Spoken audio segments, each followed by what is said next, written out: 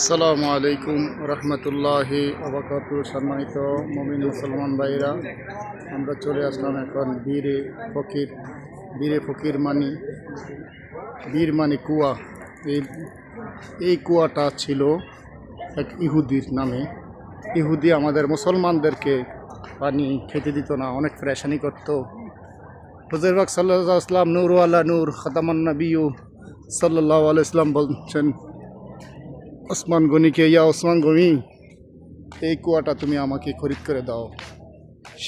এই কুয়া ওসমান রাদিয়াল্লাহু তাআলা খরিদ করে বলা, এই যে মেন কুয়া হলো এটা, এখান থেকে পানি এই गनी ये कुआ खरीद करके ये सामने जो दिया मुसलमान को आज़ाद करके दिया, पानी पीना तो आज़ाद हो गया।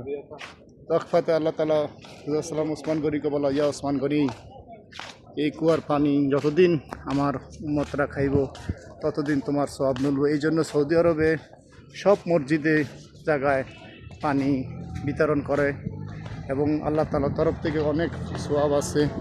এখানে যারা কাজ করে বিভিন্ন লোকেরা এখানে পরিদর্শন করে। আর যে ওই বাগটা বলতে সালমান ফার্সির বাগান, এই বাগানে নবীজি গাছ লাগাইছে। এখান থেকে গাছ দেওয়ার পরেই আল্লাহ রাসূল সাল্লাল্লাহু আলাইহি ওয়াসাল্লাম এখান থেকে গাছ লাগায় সালমান ফার্সিকে আজাদ দিছে। এই হইল বীর ফকিরের স্টোরি।